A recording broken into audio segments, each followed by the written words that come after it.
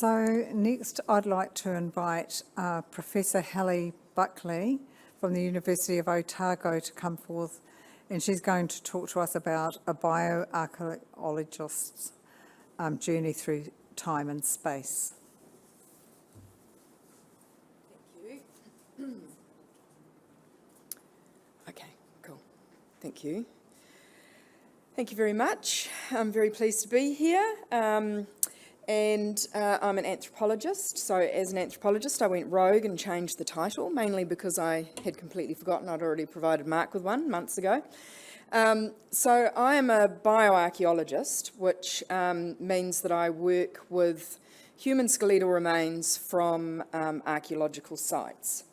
And so my job has been, over the last 25 years, to tell the stories of people who lived sometimes thousands of years ago, or even just 100 or so years ago. So I'm going to take you through a bit of a journey. I'm just focusing on the main themes of what I've been looking at, mainly focusing on the Pacific region. And that is the correct button. Very good. Okay, so one of the things that I've been very interested in is looking at how people adapted to colonising new island environments, virgin landscapes. I would say that I've actually just been very fortunate to be in the right place at the right time with the discovery of some of these sites. But I've worked on Lapita cemetery sites in the Pacific. The Lapita were people who moved into the area of remote Oceania about 3,500 years ago, and they carried with them a new language, a very unique and very distinctive cultural complex, which is archaeologically visible and recognisable. And of course, it was the people that was doing this colonising, and they were moving into these environments in the tropical islands of the Pacific where no one had ever lived before. So one of the main sites that I worked on was at Tiuma, and what we found with the people there, that's what I was going to say before, is that prior to 2004, very few remains of the actual people had ever been found. So at Tiuma in Vanuatu, on the island of Efate, there was an actual cemetery of Lapita people that was found in 2004. So that gave us a chance to look at the adaptations of these people and how they lived. So what we found through a whole bunch of osteological work, looking at their bones, reading the signs on the bones, and also work with looking at diet, was that they were very resilient people, but they were also very vulnerable to environmental change. And just like people in the Pacific are today, if natural disasters occur, such as cyclones or droughts and so forth, it can leave people very vulnerable.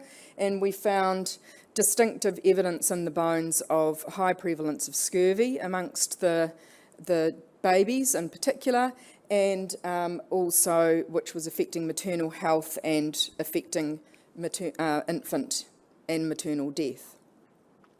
One of the other things with these people who were colonising these new areas is that one of the big assumptions was that they were farmers, so that they were actually bringing a transported landscape of established agriculture, domesticated plants and animals, and just establishing themselves as farmers in these new environments. What we found through our work from looking at the biological evidence from the people themselves, from the chemical isotopes in their bones, also the microfossils left in the calculus of the teeth, that in fact they were not just farmers. They actually came into these areas and slowly established themselves and their gardens. This is one of the reasons why they were quite vulnerable to changes in the environment. So we found throughout the region, working also in Papua New Guinea and other islands, that we saw this very mixed exploitation of both marine resources and terrestrial food sources. And with the Lapita, there was this evolution of what is now the ubiquitous oceanic food culture, where root crops are the fundamental staple food and then are supplemented by marine and wild resources as well.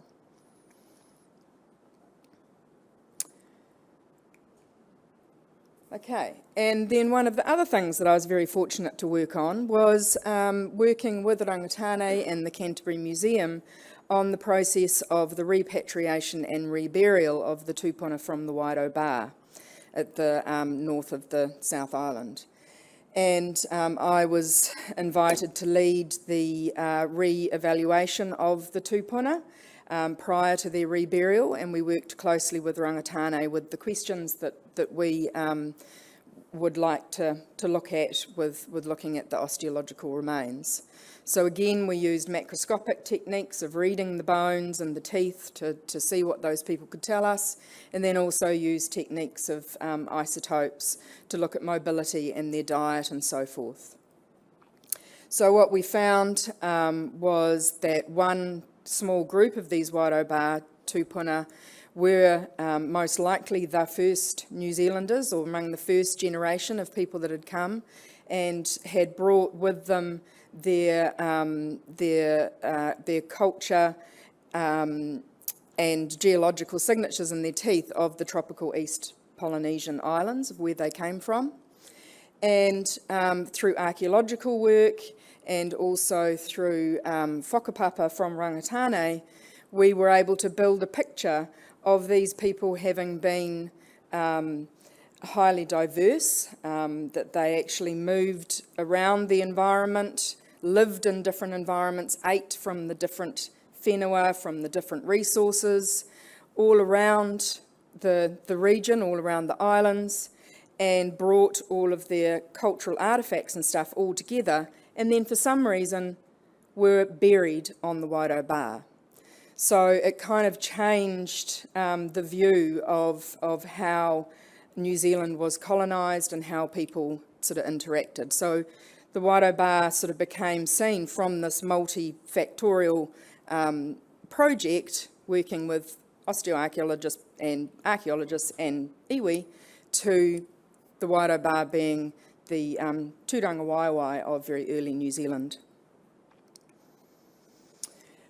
Connected to this is that with the Tiuma people in Vanuatu 3,000 years ago, they had a lot of skeletal evidence of gout, and also most likely hyperinsulinemia in the form of dish in the skeletal signatures there, and also in the Waido Bar as well. And so what we were able to show from telling the stories of these people was that there was this metabolic legacy of oceanic colonisation, where today we have very high prevalences of hyperuricemia, hyperinsulinemia, metabolic syndrome in New Zealand Māori and other Polynesian groups.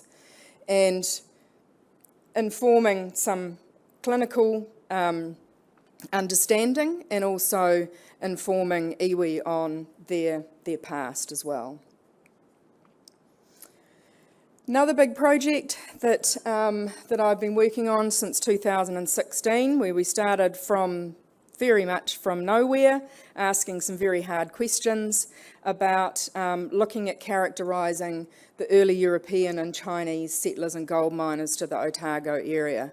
This was a community-driven project where we went into these very early cemeteries, gold mining cemeteries, where the graves of a lot of these people had been lost, unmarked, and found their graves. We've exhumed them, we've told their stories, reconnected them to their descendants, mostly the Chinese descendants, and told their stories, their individual voices, bringing them back into the present. And at the moment, we're in the process of taking those people back to their original graves, reburying them and reconnecting them to their descendants. So this project the keystone of that has been public outreach, going into communities, talking about what we do, how we do it, and bringing those stories of their ancestors back to them. Another big thing that I do is working with iwi, police, archaeologists, the Defence Force in identification and also repatriation and reburial of koiwi tangata. Now, koiwi tangata are human skeletal remains of Māori origin.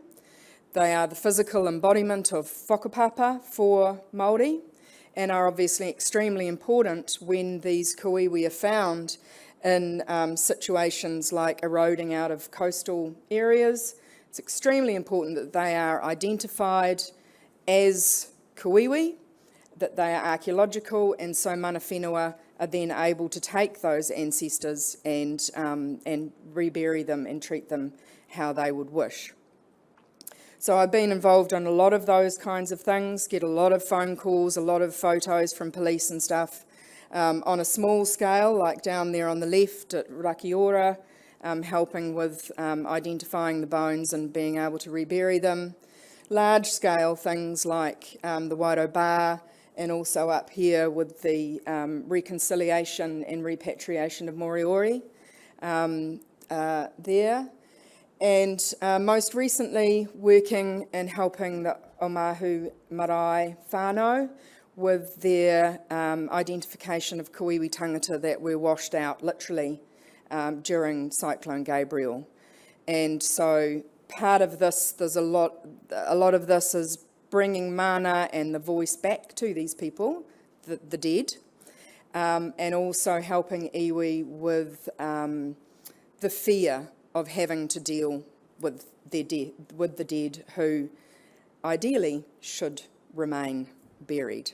So that's a encapsulation of what I do, and of course a lot of people work with me over the years to have done that, so this is just a big long list of all of that. So thank you very much for your attention.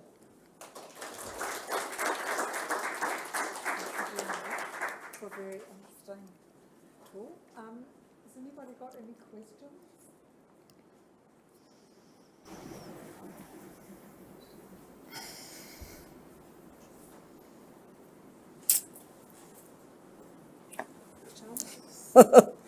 I'm not quite sure how to phrase this question, Hallie. Yes. I suppose it comes from almost that very last point you made about giving voice back to the dead. I suppose how is that? How do you quite do that, and how do you understand that? Given essentially how I understand it, this is hard to pose really. Is the material remains that you're a specialist on? Yeah, so there's the different levels, like with the last aspect of what I do with koiwi tangata, working with iwi, you know, these koiwi tangata get exposed in these kinds of situations. The people get really freaked out about it, totally understandably. And so what I can come and do, and I can say, yes, this is human, is usually the first question, but also, you know, was this a man or a woman? Was this a Polynesian person? Was this a Māori person? And then the questions will come, well, what else can you tell us about their lives? So literally we read what the bones can tell us about past trauma, about their childhood experiences, because all of our experiences as our tissues grow and we develop become locked inside our tissues. And so we're able to bring those stories out to give that person, like, I'm not claiming any of this, but from what I've been told by the comfort that I can give to iwi is giving that person their mana back, the deceased person their mana back, and helping to tell their story so they can be reburied as a man or a woman or a child, etc. Anybody else got a question? Oh, Simon? Gout's pretty interesting. So what the prevalence of gout do you think across these? Yeah, so sort of the kind of the traditional thought is that it's part of the sort of thrifty genotype idea, and the fact that metabolically our systems are sort of primed to be able to deal with periods of famine, feast or famine, and so when people and so then those genes would sort of be selected for, and particularly in colonisation, like through the Pacific and cold, hard times. And so then when you come to a situation like now with the diseases of modernisation, such as metabolic syndrome, obesity, diabetes and so forth, that Polynesian people in particular are have that thrifty genotype where with lots of sugar and fat and stuff, then the obesity and things can develop. But also there seems to have been a genetic selection for high uric acid levels and high insulin levels. But I don't think there's no actual genetic evidence for the thrifty genotype. So that's a theory, but Lisa might be able to tell you more. Yeah, thank you.